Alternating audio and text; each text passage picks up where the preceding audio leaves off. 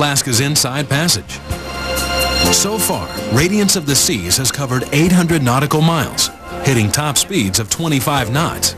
And she's just a few miles outside of Skagway, her next port of call. On board, it's early morning. Some passengers have already hit the decks to catch a glimpse of a humpback or eagle. But others need a little help just getting out of bed. Here at Books, and Coffee, passengers can sail the open seas while sipping their favorite coffee concoction. Hello, buongiorno, how are you? Gourmet waiter Giuseppe Campagna whips up to 300 drinks a day. We'll have a latte. Thank you. The most popular is his cafe latte. But keeping track of passengers' orders isn't always easy, especially when you're used to Italian simplicity. If we do it in Italy, guests don't ask, they will never come and ask you 2% milk with vanilla flavor and whipped cream on the top, all this. In Italy, they just come, ask for a coffee, and you make an espresso for them. Would you like some chocolate powder?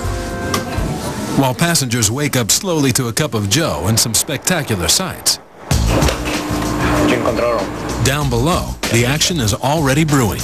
On deck 2 is the ship's control room. This is the nerve center of the ship, where all technical and mechanical operations are monitored. Yeah, good afternoon, Captain.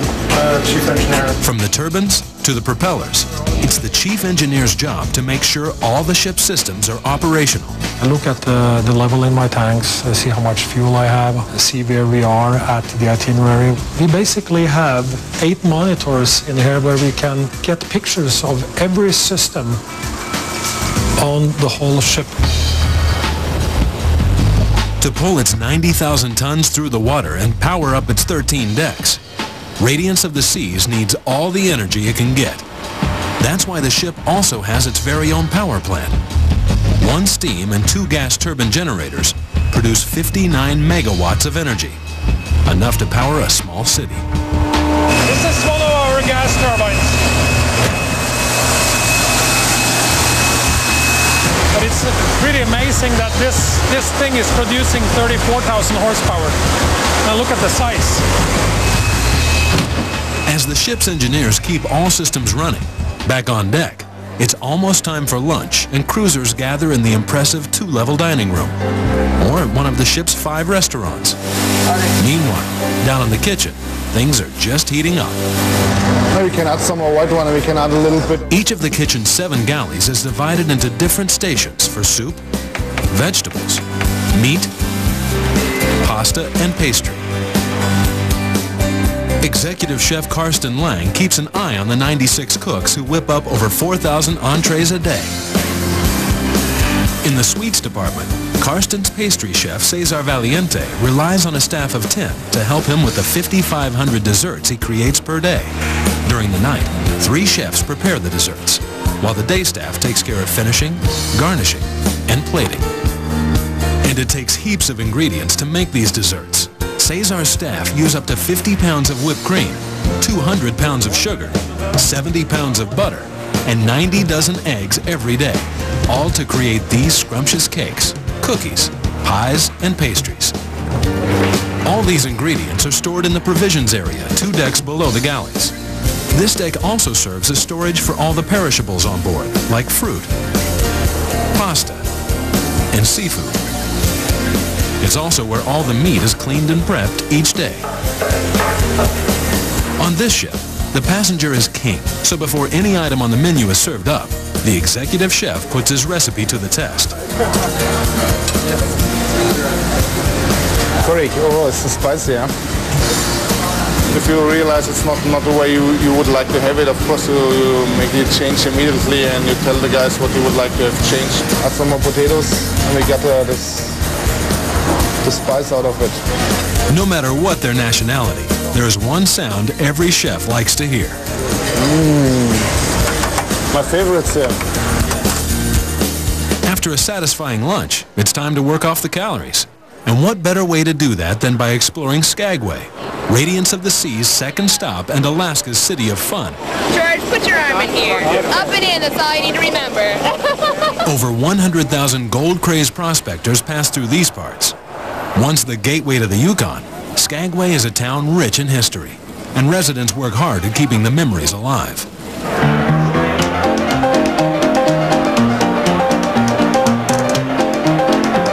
First off, passengers hit one of the city's most popular sites, the Red Onion Saloon. This ain't your average bar. Come on up, boys. I'm ready for you. Built in 1897, the Red Onion was Skagway's most exclusive bordello, with the second floor of the house divided into 10 working cribs. This is a crib that we left intact. So this would have been the girl's room. This is the size of the bed frame she was sleeping on and working on. That's possibly why they call this her crib. Not much larger than a baby's bed. Skagway's famous saloon is a sight to behold. But Alaska's City of Fun has much more under its belt. So after a souvenir snapshot with the madam, it's time to take to the skies and live out a true Alaskan adventure. Now, if you look way out in front of us, just beyond those beautiful clouds out there, you might see some mountain peaks sticking up with snow on them. Those are the Chilkat Mountains. Everything that you see that's white or dirty white is snow. And everything out here that you see that has blue color to it is glacial ice. The helicopter's landing pad is Denver Glacier, the site of a summer dog sledding camp where passengers get a crash course in mushing or dog sledding. This is a true little Alaska adventure here. It's a northern Alaskan tradition that dates back thousands of years.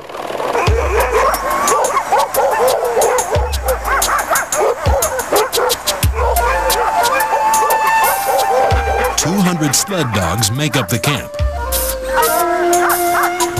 They are Alaskan Huskies. Alaskan Huskies are a mixed breed. They're not a purebred dog. Things like hound and pointer, setters, Salukis have been bred into these dogs, trying to get a faster, tougher dog, more endurance, better feet, better coat, lots of different characteristics that mushers want. Who wants to go? These dogs are raring to go, but before passengers hop on for a ride, they get a few tips from the expert.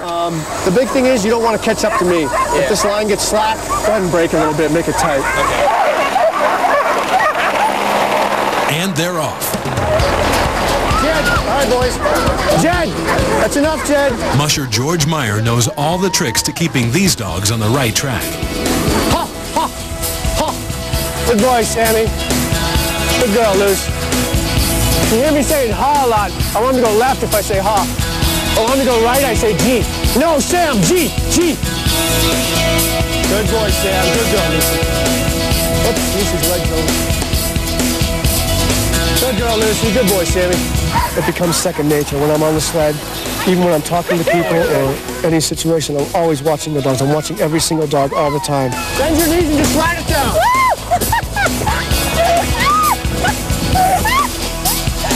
Good girl, Lucy. Good boy, Sammy. All right. Good job. The one-hour excursion ends back at camp, where passengers say their goodbyes to the pups and pooches.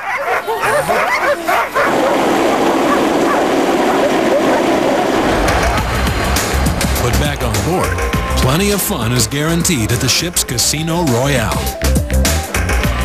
The casino's got it all: blackjack, craps, and more than 200 slot machines. Although slots can be a lucrative venture, the tables are a great place to test a gambler's skill. One of the most popular games on this ship is craps.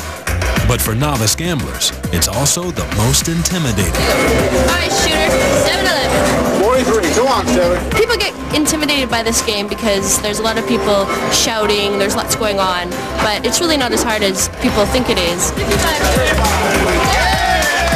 A craps table can get rowdy because there are a lot of ways to win. You can bet on any number at any time. So you have me on what? On the 4, the 6, and 10.